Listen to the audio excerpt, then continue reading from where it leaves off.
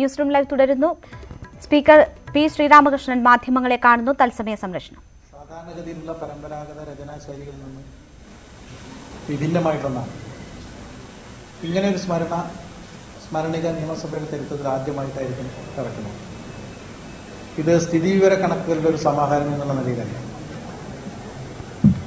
നമ്മുടെ സമൂഹത്തിന്റെ എല്ലാ തരത്തിലുമുള്ള കലർപ്പില്ലാത്ത പ്രതികരണങ്ങളുടെ സമാഹാരമാണ്.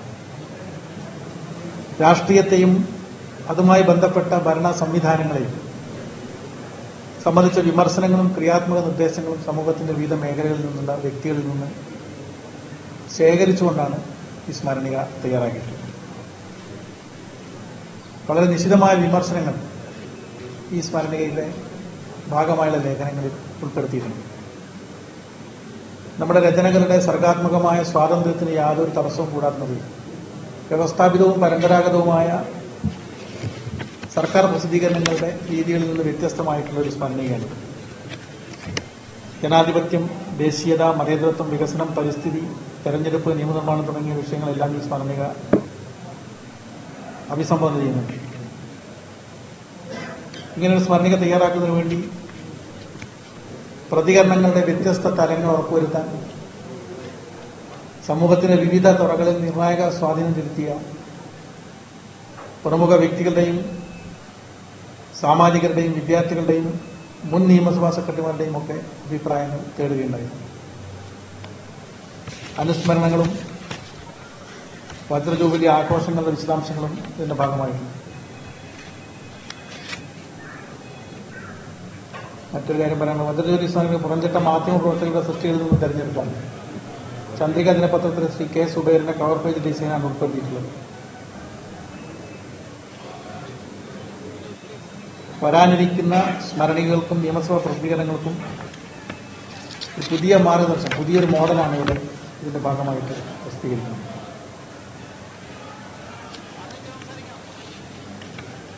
അങ്ങനെ കുറച്ച് വ്യത്യസ്തതയുള്ള ഒരു സ്മരണികയാണ് ഇവിടെ പ്രകാശനം ചെയ്യുന്നത്. കൂട്ടത്തിൽ ഒരു കാര്യം കൂടി അറിയിക്കാനുള്ളത്, സഭയിൽ ഇപ്പോൾ അറിയിക്കുകയുണ്ടായി, ഈ സർഫാസി ആക്ടുമായി ബന്ധപ്പെട്ടുകൊണ്ട് കുടിയൊഴിപ്പിക്കൽ സജീവമായ പശ്ചാത്തലത്തിൽ അറിഞ്ഞും അറിയാതെയുമുള്ള കുടിയൊഴിപ്പിക്കലുകളുടെ വാർത്തകളും വിവരങ്ങളും പുറത്തുവരുന്ന പശ്ചാത്തലത്തിൽ ഒരുപക്ഷെ രാജ്യത്ത് ആദ്യമായിട്ടൊരു നിയമസഭയിൽ ഇടപെടാൻ ഒരു തീരുമാനമാണ് ഒരു നിയമസഭാ സമിതി രൂപീകരിക്കുകയും ഈ പ്രശ്നങ്ങളുടെ വിശദാംശങ്ങൾ പഠിക്കുകയും റിപ്പോർട്ട് സമർപ്പിക്കുകയും ആവശ്യമായി തെളിവെടുക്കുകയും അങ്ങനെ നിയമസഭയുടെ ഒരു ഇടപെടൽ ഈ മേഖലയിൽ ഉണ്ടാകുന്നതിന് വേണ്ടിയുള്ള ഉറപ്പുവരുത്തുന്ന ഒരു തീരുമാനം കൂടി ഇന്ന് സഭയിൽ പ്രഖ്യാപിച്ചു. സമിതിയിലെ അംഗങ്ങളുടെ പേരവിടെ വായിച്ചു തരാം. അത് ഒപ്പ് കൊടുക്കാൻ പറ്റും. ഇപ്പം തന്നെ കൊടുക്കാം. 11 അംഗങ്ങളാണ്. ഭരണപക്ഷത്തും പ്രതിപക്ഷത്തുമുള്ള അംഗങ്ങളെ ഉൾപ്പെടുത്തിക്കൊണ്ടാണ്. ആ സമിതിക്ക് സ്വതന്ത്രമായി ഇക്കാര്യത്തിൽ ഇടപെടാം, അന്വേഷണം നടത്താൻ, തെളിവെടുക്കാം. CS സറണ്ട്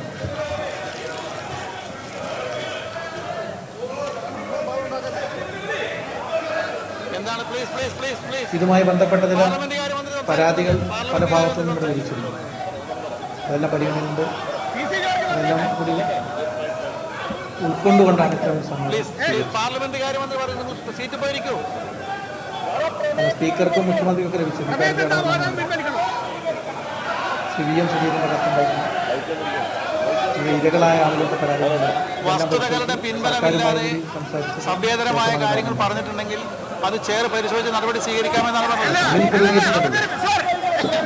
ഇത്തരമൊരു സാഹചര്യം നിലനിൽക്കുന്നുണ്ടെന്നും അതൊരു ഇടപെടൽ ആവശ്യമുണ്ടെന്നും ചൂണ്ടിക്കാണിച്ചുകൊണ്ടുള്ള പരാതികളുടെയും വാർത്തകളുടെയും കൂടി അടിസ്ഥാനത്തിലാണ് അങ്ങനെ നിർദ്ദേശിച്ചത്.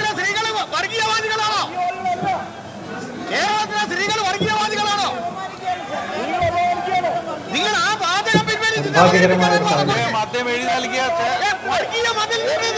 അത്തരമൊരു സാഹചര്യം വന്നേക്കാമോ എന്ന് ഒരു മുൻധാരണ തോന്നിയതുകൊണ്ടാണ് പെട്ടെന്ന്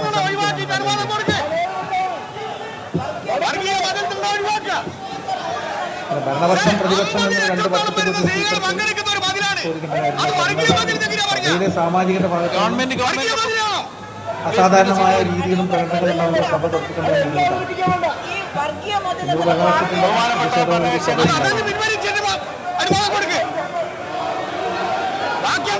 പ്രതിഷേധവും പറഞ്ഞത് ചെയർ വസ്തുതാപരമല്ലാത്ത കാര്യം നടപടി സ്വീകരിക്കാം. വസ്തുതാപരമല്ലാത്ത വസ്തുതകളുടെ പിന്തുണയില്ലാത്ത പറഞ്ഞ കാര്യങ്ങളൊന്നും രേഖകളിൽ ഉണ്ടാവില്ല. Please please. സഭയുടെ പ്രശ്നം കൊടുക്കാൻ അദ്ദേഹത്തിന് മൈക്ക് കൊടുക്കുക എന്നുള്ളതാണ്. അദ്ദേഹം വിശദമായി സംസാരിച്ചു. പക്ഷെ അത് കൈവിട്ടു പോകുന്ന അവസ്ഥയിലേക്ക് സഭ പോയാൽ പിന്നെ നിർത്തിയൊക്കെല്ലാം എന്ത് ചെയ്യാൻ പറ്റും? അതിപ്പോൾ മാത്രമല്ല, പ്രതിപക്ഷം പാടുണ്ടാക്കുമ്പോഴും പ്രതിപക്ഷത്തിൻ്റെ പ്രതിഷേധങ്ങൾ ശക്തമാകുമ്പോഴും നിർത്തിവെക്കലാണ് പതിവ്. അതെന്തുകൊണ്ടാണെന്ന് എനിക്ക് മനസ്സിലായിട്ടില്ല. സ്പീക്കർ എന്നിങ്ങനെയാണ് ഒരു കക്ഷിയാണെന്ന് എനിക്ക് മനസ്സിലാവുന്നില്ല. സഭാ നടപടികൾ നടത്തിക്കൊണ്ടുപോകാനുള്ള വ്യവസ്ഥാപിതമായ ചട്ടങ്ങൾ പാലിക്കാതിരുന്നാൽ സഭ നിർത്തിവെക്കല്ലാതെ മറ്റു മാർഗമൊന്നുമില്ല. കഴിഞ്ഞ എത്രയോ ദിവസങ്ങളിലായിട്ട് ചോദ്യോത്തരവേളയും പ്രതിപക്ഷാംഗങ്ങളുടെ പ്രതിഷേധത്തെ തുടർന്നാണ് സഭാ നടപടികൾ ചോദ്യോത്തരവേളയിൽ തന്നെ നിർത്തിവെച്ചത്. അതിപ്പോൾ ഇവിടെ മാത്രമല്ല, ലോകസഭയിൽ നിങ്ങൾ കാണുന്നുണ്ടോ? സഭയ്ക്കൊരു വ്യവസ്ഥാപിതമായ രീതിയും പ്രതികരണ സ്വഭാവമുണ്ട്. ആ സ്വഭാവത്തിൽ നിന്ന് ഡീവിയേഷൻ വന്നാൽ പിന്നെ നിർത്തിവെക്കല്ല എന്താ മാർഗം?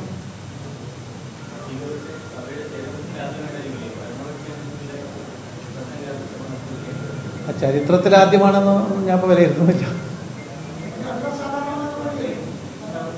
അല്ല, ഭരണകക്ഷി അംഗങ്ങൾക്കും പ്രതിഷേധം ഉണ്ടായിരുന്നത് വസ്തുതയാണ്. ഒരു പദപ്രയോഗവുമായി ബന്ധപ്പെട്ടുകൊണ്ട് കഴിഞ്ഞിട്ട്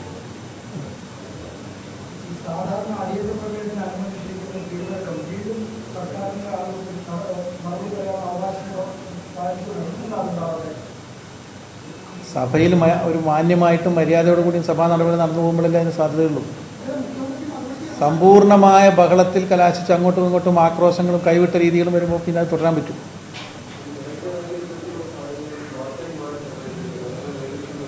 വാച്ച് ആൻഡ് വാർഡിനെ ഈ നിയമസഭ രൂപീകരിച്ചതിന് ശേഷം ആരെയും ഇതുവരെ അകത്തേക്ക് വിളിച്ചിട്ടില്ല.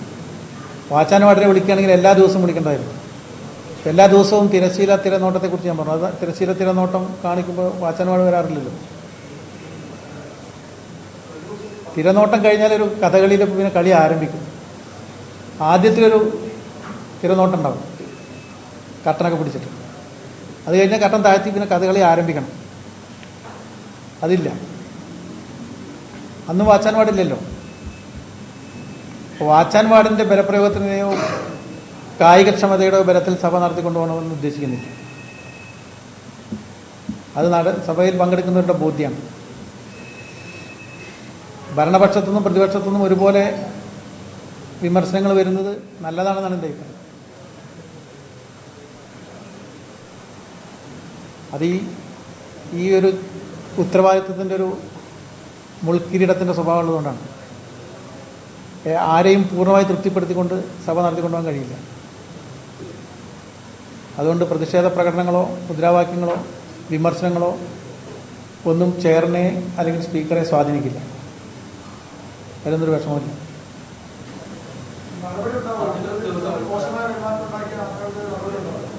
നടപടി ഉണ്ടാക്കാൻ ആവശ്യമായ സാഹചര്യങ്ങളെല്ലാം ഉണ്ടായിരുന്നു എല്ലാ ദിവസവും എന്നുള്ളത് ശരിയാണ്, നിങ്ങളെല്ലാവരും കാണുന്നുണ്ട്.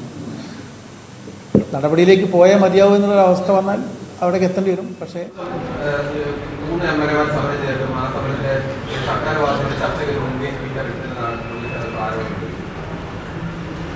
ഞാൻ അതിനൊരു മറുപടി എങ്ങനെയാണ് പറയേണ്ടതെന്ന് എനിക്കറിയില്ല. പ്രതിപക്ഷത്തിൻ്റെ ആവശ്യം സർക്കാരിൻ്റെ ശ്രദ്ധയിൽപ്പെടുത്തി സഭയിൽ അത് ഉന്നയിക്കാൻ അവസരം കൊടുത്തു. പ്രതിപക്ഷ നേതാക്കളുമായി സംസാരിച്ച്, ഭരണകക്ഷി നേതാക്കളുമായിട്ട് സംസാരിച്ചു, മുഖ്യമന്ത്രിയുമായിട്ട് സംസാരിച്ചു. രണ്ടുപേരും രണ്ട് പൊസിഷനിൽ നിൽക്കുമ്പോൾ സ്പീക്കറെ ഇടപെട്ട് തീർക്കണം എന്ന് പറഞ്ഞാൽ എങ്ങനെ തീർക്കണമെന്നുള്ളത് കൂടി പറയണ്ടേ. ശബരിമലയിലെ 144 പിൻവലിക്കണമെങ്കിൽ അവിടെയുള്ള ഉദ്യോഗസ്ഥരുടെ ബോധ്യത്തിൻ്റെയും വസ്തുനിഷ്ഠ സാഹചര്യങ്ങളുടെയും അടിസ്ഥാനത്തിൽ മതി എന്നാണ് സർക്കാരിൻ്റെ പൊസിഷൻ. എന്നാൽ അത് പിൻവലിച്ചേ മതിയാവുമെന്നാണ് പ്രതിപക്ഷത്തിൻ്റെ പൊസിഷൻ. ഇങ്ങനെ ഒരു നിലപാടെടുക്കുമ്പോൾ പിന്നെ അതിൽ ഒരു സമവായത്തിൻ്റെ സാധ്യത വരുന്നില്ല. അപ്പോൾ സമരമുണ്ട്, സമരത്തോട് പരിഗണിക്കണം എന്നൊക്കെ പറയുമ്പോഴും ആ സമരം തീർക്കുന്നതിനെ സംബന്ധിച്ച് സർക്കാരിൻ്റെ പൊസിഷൻ ഒരു ഘടകമാണ്. അതുകൊണ്ട് ചർച്ച ചെയ്യാതിരിക്കുകയോ സഹായിക്കാതിരിക്കുകയോ അഭിപ്രായങ്ങൾ പരസ്പരം അറിയിക്കാൻ ശ്രമിക്കാതിരിക്കുകയോ ചെയ്തിട്ടില്ല. സഭയിൽ തന്നെ ഗവൺമെൻറ്റിന് വേണ്ടി ബഹുമാനപ്പെട്ട ഇ.പി. ജയരാജൻ ഒരു അഭ്യർത്ഥന നടത്തുകയുണ്ടായി. മുഖ്യമന്ത്രി സമരം ചെയ്യുന്നവരെ പോയി കണ്ടിട്ട് അവരുടെ അഭിപ്രായം പറയുകയുണ്ടായി. സമരം തുടരേണ്ടി വന്നു എന്നുള്ളത് നിർഭാഗ്യകരമായ കാര്യമാണ്. പക്ഷേ പ്രതിപക്ഷവും ഭരണപക്ഷവും രണ്ട് പൊസിഷനിൽ നിൽക്കുന്നതിനിടയിൽ ബലം പ്രയോഗിച്ച് സമരം തീർക്കാൻ കഴിയില്ലല്ലോ. അതൊന്നും സ്പീക്കർ ജോലിയുടെ ഭാഗമായിട്ടുള്ള കാര്യങ്ങളല്ല. സഭ നടത്തിപ്പിൻ ഇടപെട്ട് സഹായിക്കുക എന്നുള്ളതല്ലാതെ ഈ രാഷ്ട്രീയ പ്രത്യാരോപണങ്ങളുടെയൊക്കെ ഭാഗമായിട്ട് പുറത്തുണ്ടാകുന്ന സമരങ്ങളും പ്രശ്നങ്ങളും എല്ലാം പറഞ്ഞു അവസാനിപ്പിക്കാനുള്ളൊരു ബാധ്യത സ്പീക്കർക്ക് പ്രായോഗികമായിട്ട് കഴിയുന്ന കാര്യമില്ല. ഒരു സമവായത്തിന് വേണ്ടി ശ്രമിച്ചു, വിജയിച്ചില്ല.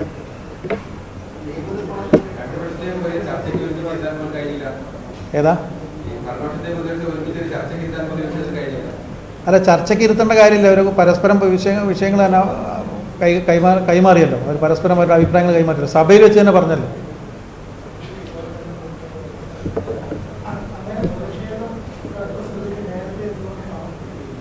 ഏതാ അല്ല, വളരെ സുപ്രധാനമായ നിയമങ്ങൾ പാസ്സാക്കാൻ വേണ്ടി വിളിച്ച നിയമനിർമ്മാണത്തിന് വേണ്ടി മാത്രം വിളിച്ചൊരു സഭയാണ്.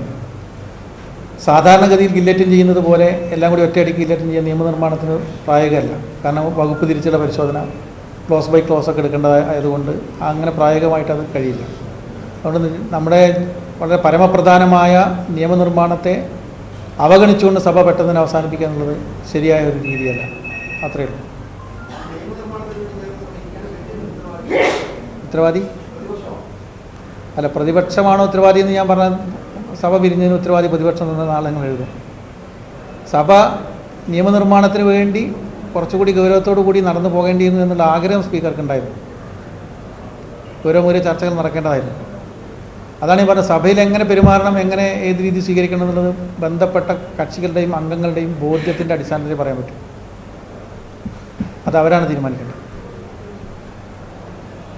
യെസ്, ഇതൊന്ന് സ്പീക്കർ പി ശ്രീരാമകൃഷ്ണൻ മാധ്യമങ്ങളെ കാണുകയായിരുന്നു. സഭയിൽ നടന്ന സംഭവങ്ങളെക്കുറിച്ചുൾപ്പെടെയുള്ള കാര്യങ്ങളിൽ അദ്ദേഹം മറുപടി പറഞ്ഞു.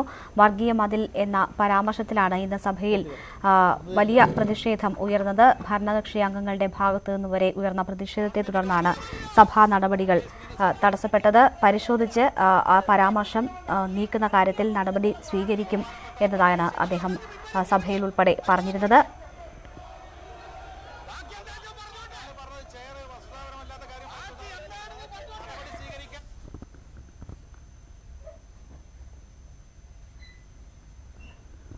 വർഗീയ മതിലാണ് നടത്താൻ പോകുന്നതെന്ന MK മുനീറിന്റെ പരാമർശമാണ് സഭയിൽ കയ്യാങ്കളിയിലേക്ക് വഴിവെച്ചത്.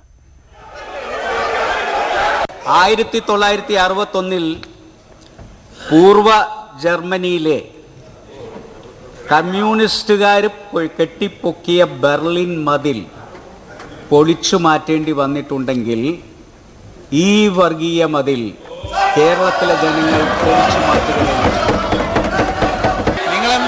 ഒരക്ഷരം മാറ്റാൻ ഉദ്ദേശിക്കുന്നില്ല. ഉറച്ചു നിൽക്കുന്നു, പറഞ്ഞതിൽ ഉറച്ചു നിൽക്കുന്നു പറഞ്ഞത്. മുഖ്യമന്ത്രി മറുപടി പറയും. നിങ്ങളിരിക്കും. വി അരുൺ വിവരങ്ങളുമായി ചേരുന്നു.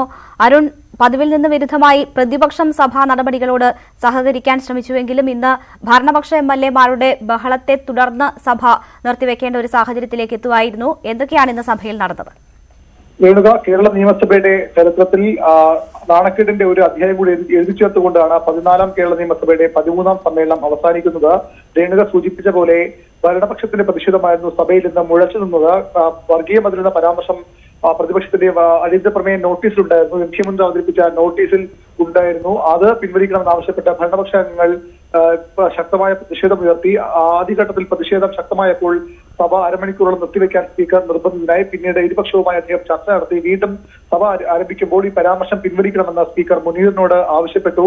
വനിതാ അംഗങ്ങൾ അടക്കം ഈ പരാമർശത്തിനെതിരെ രംഗത്ത് വന്നുകൊണ്ട് പിൻവലിക്കണമെന്ന് ആവശ്യപ്പെട്ടു. പക്ഷേ മുനീർ അതിൽ ഉറച്ചു നിന്നു. അദ്ദേഹം പലതവണ ആവർത്തിച്ച് ഈ പരാമർശം, വർഗീയ മതിലിന്റെ പരാമർശം നടത്തുകയും ചെയ്തു. വെള്ളാപ്പള്ളി നടേശനും സുഗതനും ഒക്കെ നേതൃത്വം നൽകുന്ന ഒരു മതിലിനെ എങ്ങനെ വർഗീയ മതിലല്ലാതെ ഞങ്ങൾ കാണാൻ കഴിയും? നവോത്ഥാനത്തിന് തങ്ങൾ എതിരല്ല, പക്ഷേ ഹൈന്ദവ സംഘടനകളെ മാത്രം ഉൾപ്പെടുത്തിക്കൊണ്ട് മുസ്ലിം സംഘടനകളെ മാറ്റി നിർത്തിക്കൊണ്ട് എങ്ങനെ നവോത്ഥാനം അതിൽ സൃഷ്ടിക്കുമെന്ന ചോദ്യമായിരുന്നു മുനീർ മുന്നോട്ട് വച്ചത്. വീണ്ടും വർഗീയമതിന്റെ പരാമർശം ആവർത്തിച്ചതോടെ ഭരണപക്ഷം ശക്തമായ പ്രതിഷേധവുമായി സഭയുടെ നടുത്തളത്തിന് അടുത്തുവരെ എത്തി. പ്രതിഷേധം ശക്തമാവുകയും സഭ നടത്തിക്കൊണ്ടുപോകാനാകില്ലെന്ന സ്പീക്കർ നിലപാടെടുക്കുകയും ചെയ്തു. നടപടികൾ വെട്ടിച്ചുരുക്കി സഭ പിരിയാൻ തീരുമാനിച്ചു. അതിനിടയ്ക്കാണ് പ്രതിപക്ഷം പുറത്തേക്ക് പോകുമ്പോൾ പ്രതിപക്ഷ അംഗങ്ങൾ തമ്മിൽ കയ്യാങ്കളി ഉണ്ടായത്. ഭരണപക്ഷത്തെ വർക്കല MLA ജി ജോയും പ്രതിപക്ഷത്തെ മുസ്ലിം MLA ഏറനാട് MLA PK ബഷീറും തമ്മിലാണ് കയ്യാങ്കളി ഉണ്ടായത്. പിന്നീട് ഭരണപക്ഷം കയ്യേറ്റം ചെയ്യാൻ ശ്രമിച്ചുവെന്നാരോപിച്ച് പ്രതിപക്ഷം സഭയിൽ കുത്തിയിരുന്ന് പ്രതിഷേധിച്ചു. ബഹളത്തിനൊടുവിൽ നടപടികൾ പൂർത്തിയാക്കി സഭ അനിശ്ചിതകാലത്തേക്ക് പിരിയുകയും ചെയ്തു. നിയമനിർമ്മാണത്തിന് വേണ്ടി മാത്രം ചേർന്ന സഭയാണ് 13 ദിവസം സമ്മേളിച്ച സഭയാണ് ഇത്തരത്തിൽ നിയമനിർമ്മാണം പേരിന് മാത്രം നടത്തിക്കൊണ്ട് പൂർണ്ണമായും അലങ്കോലപ്പെട്ടു. അരുണാണ് വിവരങ്ങൾ നൽകിയത്. ഇപ്പോൾ പ്രതിപക്ഷ നേതാവ് രമേശ് ചെന്നിത്തല മാധ്യമങ്ങളെ കാണുന്നു. പാറക്കൽ അബ്ദുള്ളയും CN ജയരാജും 11ാമത്തെ ദിവസം സത്യാഗ്രഹം നടത്തുന്നതുകൊണ്ടാണ്. കേരള നിയമസഭയുടെ ചരിത്രത്തിൽ ആദ്യത്തെ സംഭവമാണ് ഇത്രയും ദീർഘകാലം ഒരു സമരം നിയമസഭാ ചരിത്രത്തിൽ ഇതുവരെ ഉണ്ടാകാത്തത്. 1964 PT ചാക്കോയുടെ രാജി ആവശ്യപ്പെട്ട് പ്രഹ്ലാദൻ ഗോപാൽ നടത്തിയ സത്യാഗ്രഹമാണ് നിയമസഭയിലെ ആദ്യത്തെ സത്യാഗ്രഹം. 2, അഴിമതിക്കാരായ മന്ത്രിമാരെ പുറത്താക്കണമെന്നാവശ്യപ്പെട്ട് EMSന്റെ നേതൃത്വത്തിൽ 25/2/1975 സഭയ്ക്കുള്ളിൽ സത്യാഗ്രഹം. അത് 26/2/1975 തന്നെ പിറ്റേ ദിവസം തന്നെ സഭ പിരിഞ്ഞു. 19/6/1984 കാർഷിക പ്രശ്നം 5 അംഗങ്ങൾ സഭാ കവാടത്തിൽ സത്യാഗ്രഹം ആരംഭിച്ചു. 21/6/84 2 ദിവസം കഴിഞ്ഞപ്പോൾ സഭ സ്തംഭിച്ചു. സത്യാഗ്രഹം സമ്മേളനം അവസാനിച്ചു, സത്യാഗ്രഹവും അവസാനിച്ചു. പ്രീ ഡിഗ്രി ബോർഡ് പ്രശ്നം 86 KR ഗൗരിയമ്മ ഉൾപ്പെടെ 5 അംഗങ്ങൾ സത്യാഗ്രഹം ആരംഭിച്ചു. അത് പിറ്റേ ദിവസം തന്നെ സഭ 10 ദിവസത്തേക്ക് നിർത്തിവെച്ചു, സമരം അവസാനിപ്പിച്ചു. +2 പ്രശ്നം 4 അംഗങ്ങൾ 28/6/2000 KC ജോസഫ് ഉൾപ്പെടെ 4 അംഗങ്ങൾ സത്യാഗ്രഹം പ്രഖ്യാപിച്ചു. അന്ന് തന്നെ സഭ പിരിഞ്ഞു. +2 പ്രശ്നം 17/7/2000 K ബാബു ഉൾപ്പെടെ 5 അംഗങ്ങൾ സഭയിൽ സത്യാഗ്രഹം പ്രഖ്യാപിച്ചു. സഭ അനിശ്ചിതകാലത്തേക്ക് പിരിഞ്ഞു. കാർഷിക വിളകളുടെ വിലയിടിവ് ചർച്ച ചെയ്യണമെന്ന് ആവശ്യപ്പെട്ട് ഉമ്മൻചാണ്ടി ഉൾപ്പെടെ 10 അംഗങ്ങൾ 19/12/2000 സഭാ കവാടത്തിൽ നിരാഹാര സത്യാഗ്രഹം ആരംഭിച്ചു. 2 ദിവസം കഴിഞ്ഞപ്പോൾ സഭ പിരിഞ്ഞു. അംഗങ്ങളുടെ സസ്പെൻഷൻ 30/10/2011 MV ജയരാജൻ ഉൾപ്പെടെ 3 അംഗങ്ങൾ സഭാ കവാടത്തിൽ നിരാഹാര സത്യാഗ്രഹം ആരംഭിച്ചു. പിറ്റേ ദിവസം 31-ാം തീയതി സഭ പിരിഞ്ഞോട് സത്യാഗ്രഹം അവസാനിച്ചു. ട്രൈബൽ സപ്ലാൻ പ്രശ്നം തോമസ് ഐസക് ഉൾപ്പെടെ 7 അംഗങ്ങൾ സഭാ നടുത്തളത്തിൽ സത്യാഗ്രഹം, സഭ അന്ന് തന്നെ പിരിഞ്ഞു. മുത്തങ്ങ പ്രശ്നം മുൻ സ്പീക്കർ രാധാകൃഷ്ണൻ നിരാഹാര സത്യാഗ്രഹം നടത്തി. 2 ദിവസം കഴിഞ്ഞപ്പോൾ സഭ നിർത്തിവെച്ചു. സെക്രട്ടേറിയറ്റ് പടിക്കലേക്ക് സമരം മാറ്റി. സഭ വീണ്ടും 13-ാം തീയതിയാണ് ആരംഭിച്ചത്. അങ്ങനെ ഞാനെല്ലാം വായിക്കുന്നില്ല. 15 തവണ നിയമസഭയുടെ അകത്തോ പുറത്തോ MLA-മാർ സമരം നടത്തിയിട്ടുണ്ട്. ആ സത്യാഗ്രഹം നടത്തുമ്പോൾ പിറ്റേ ദിവസമെങ്കിലും സഭ അവസാനിപ്പിച്ച് അനിശ്ചിതകാലത്തേക്ക് സഭ പിരിയാറാണ് ഉള്ളത്. അല്ലെങ്കിൽ ആരെങ്കിലും മധ്യസ്ഥത, സ്പീക്കറോ മറ്റാരെങ്കിലും മധ്യസ്ഥൻ ആയി ഇടപെട്ട് പ്രശ്നം പരിഹരിക്കുകയാണ്. ശബരിമലയിലെ 144 പിൻവലിക്കണം. അതുപോലെ തന്നെ അവിടുത്തെ തീർത്ഥാടകർക്കുള്ള സൗകര്യങ്ങൾ വർദ്ധിപ്പിക്കണമെന്ന് ആവശ്യപ്പെട്ടുകൊണ്ട് 3 MLA-മാർ നിയമസഭയുടെ പുറത്ത് സഭാ കവാടത്തിൽ ഒരു സമരം ചെയ്യുമ്പോൾ ആ സമരത്തോട് സർക്കാരിന്റെ സമീപനം ഇതുവരെ ഒരു ഗവൺമെന്റും കേരള ചരിത്രത്തിൽ സ്വീകരിക്കാത്തതാണ്.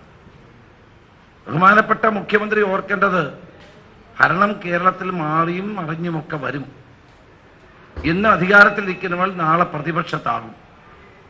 ആ ബോധ്യം, ധാരണ അദ്ദേഹത്തിന് ഇല്ലാതെ പോയി എന്നുള്ളതാണ് ഇവിടെ കാണാൻ കഴിഞ്ഞ ഒരു പ്രത്യേകത. ഏതായാലും UDF-നെ സംബന്ധിച്ചിടത്തോളം ഗവൺമെന്റിനെതിരായ ശക്തമായ പടയൊരുക്കങ്ങളുമായി ഞങ്ങൾ മുന്നോട്ട് പോകും, പോരാട്ടവുമായി ഞങ്ങൾ മുന്നോട്ട് പോകും. ഇന്ന് 3 MLA-മാർക്ക് ഞങ്ങൾ നാരങ്ങാനീര് ഞങ്ങൾ ഇന്ന് ഗാന്ധി പ്രതിമയിൽ പുഷ്പാർച്ചന നടത്തി. അവരുടെ സമരം ഞങ്ങളുടെ ഇവിടെ അവസാനിപ്പിച്ചു. ഇന്ന് വൈകുന്നേരം ഗാന്ധി പാർക്കിൽ UDFന്റെ പൊതുയോഗമുണ്ട്. ഇവിടുന്ന് ഞങ്ങൾ നേരെ പോയാൽ ഇപ്പോൾ തന്നെ UDF നേതൃയോഗം കൂടി അടുത്ത പരിപാടി ആലോചിക്കും. നിയമസഭ അവസാനിച്ചതുകൊണ്ട് നിയമസഭ സാമാജികർ ഏറ്റെടുത്ത വിഷയം പൊതുസമൂഹത്തിന്റെ മുമ്പിൽ അവതരിപ്പിച്ചുകൊണ്ട് വലിയ തോതിലുള്ള സമരപരിപാടികളുമായി ഞങ്ങൾ മുന്നോട്ട് പോകും. ഇന്ന് ചോദ്യോത്തര വേള ഞങ്ങൾ ബഹിഷ്കരിച്ചു. അത് കഴിഞ്ഞിട്ട് ഓർബിച്ചറി ഉണ്ടായിരുന്നു. ഓർബിച്ചറിയിലും ഞങ്ങൾ സഹകരിച്ചു. ബഹുമാനപ്പെട്ട പ്രതിപക്ഷ ഉപനേതാവ് ശ്രീ MK മുനീറാണ് ഇന്ന് വർഗീയ മതിലിനെ സംബന്ധിച്ചുള്ള അടിയന്തര പ്രമേയം അവതരിപ്പിച്ചത്. ഈ മതിൽ ഒരു വർഗീയ മതിലാണ് എന്നുള്ളതിൽ UDF നേരത്തെ എടുത്ത നിലപാടാണ്. സ്വാഭാവികമായും മുഖ്യമന്ത്രി 18 മിനിറ്റോളം 19 മിനിറ്റ് സംസാരിച്ചു. സാധാരണ ആദ്യം അത് അങ്ങനെ ചെയ്യാറില്ല. പക്ഷെ അദ്ദേഹം 19 മിനിറ്റ് എടുത്തു. അദ്ദേഹത്തിന്റെ പ്രസംഗത്തിൽ മുനീറിന് സ്ഥലജല വിഭ്രാന്തിയാണ്. സ്ഥലജല വിഭ്രാന്തി എന്ന് വെച്ചാൽ അറിയാമല്ലോ, ദ പേഴ്സൺ ഈസ് ഇൻസൈൻ എന്നാണ് എൻ്റെ അർത്ഥം. മാനസിക വൈകല്യമുള്ള അല്ലെങ്കിൽ ഭ്രാന്താണെന്ന് പറഞ്ഞില്ല എന്ന് മാത്രമേ ഉള്ളൂ, ബാക്കിയെല്ലാം പറഞ്ഞു. MK മുനീറിന് അങ്ങനെ ഭ്രാന്തുണ്ടെന്ന് ആർക്കും ഇതുവരെ തോന്നിയിട്ടില്ല. പിണറായി വിജയൻ എങ്ങനെ തോന്നിയെന്ന് അറിയില്ല. അദ്ദേഹത്തിന് ഈ ഭ്രാന്ത് കണ്ടുപിടിക്കുന്ന കാര്യത്തിൽ എന്തോ ഒരു വലിയ വൈദഗ്ധ്യമുള്ള ആളാണെന്ന് തോന്നുന്നു. നല്ലൊരു നാട്ടുവൈദ്യനാണെന്നുള്ളത് ഇപ്പോഴാണ് മനസ്സിലായത്. ഏതായാലും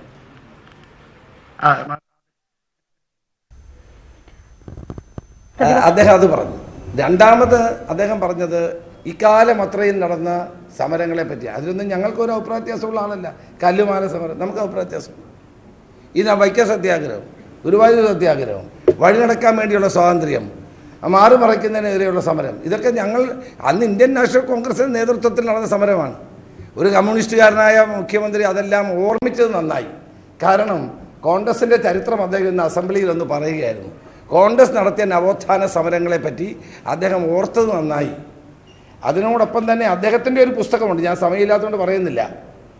കേരള നവോത്ഥാനം നേരിടുന്ന വെല്ലുവിളി. അത് ഈ നവോത്ഥാനത്തോട് വലിയ പ്രിയമുള്ള ഒരാളായതുകൊണ്ടാണ് ഈ ഒരു പുസ്തകം തന്നെ അടിച്ചിറക്കിയിട്ടുണ്ട്. അതിനകത്ത് പറയുന്ന കാര്യങ്ങൾ ഇവിടെ പറയാൻ സമയമില്ലാത്തതുകൊണ്ടാണ്. കൂടെ കൂട്ടിയിരിക്കുന്ന ഇപ്പോഴത്തെ സംഘടനകളെ പറ്റിയൊക്കെ അദ്ദേഹം പറഞ്ഞിരിക്കുന്നത് നാളെ ഒന്ന് നാട്ടുകാർ വായിച്ച് മനസ്സിലാക്കണമെന്നാണ് എനിക്ക് അഭ്യർത്ഥിക്കാനുള്ളത്. സമയമില്ലാത്തതുകൊണ്ട് പറയുന്നില്ല. MK മുനീർ എന്താ തെറ്റ് ചെയ്തത്? അദ്ദേഹം മുഖ്യമന്ത്രി മറുപടി പറഞ്ഞു കഴിഞ്ഞപ്പോൾ ഈ അടിയന്തര പ്രമേയം ഞങ്ങൾ നോട്ടീസ് കൊടുത്തതിനെ AK ബാലൻ ഒബ്ജക്റ്റ് ചെയ്തുകൊണ്ട് റൂൾ ഉദ്ധരിച്ചുകൊണ്ട് അദ്ദേഹം ഒബ്ജക്റ്റ് ചെയ്തു. പക്ഷേ സ്പീക്കർ എന്ത് ചെയ്തു? ആ റൂളിംഗ് സസ്റ്റെയിൻ ചെയ്യുന്നില്ല എന്ന് പറഞ്ഞുകൊണ്ട് ആ റൂളിംഗ് തള്ളി. അല്ല, ആ അവകാശം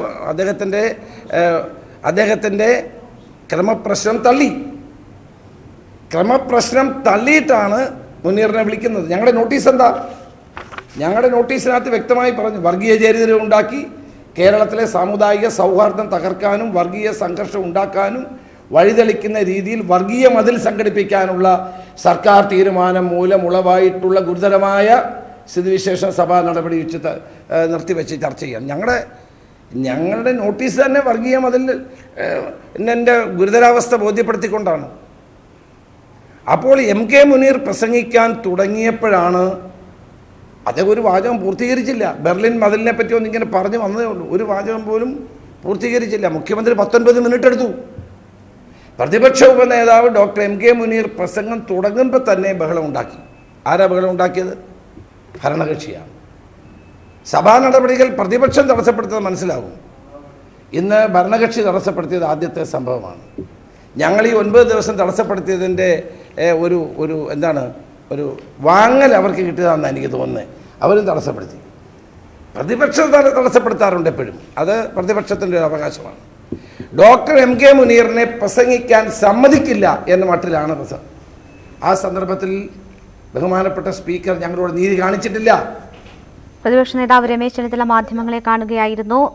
MLA-മാരുടെ സമരത്തോടുള്ള സർക്കാർ സമീപനം ഒരു സർക്കാരും സ്വീകരിക്കാത്തതാണ്. ഗവൺമെന്റിനെതിരായ ശക്തമായ നീക്കങ്ങളുമായി മുന്നോട്ടു പോകും. നിയമസഭാ കക്ഷി യോഗം ചേർന്ന് തീരുമാനം എടുക്കും എന്നും രമേശ് ചെന്നിത്തല പറയുന്നു. ഈ വാർത്താ ബുള്ളറ്റിൻ പൂർണ്ണമാകുന്നു. നമസ്കാരം.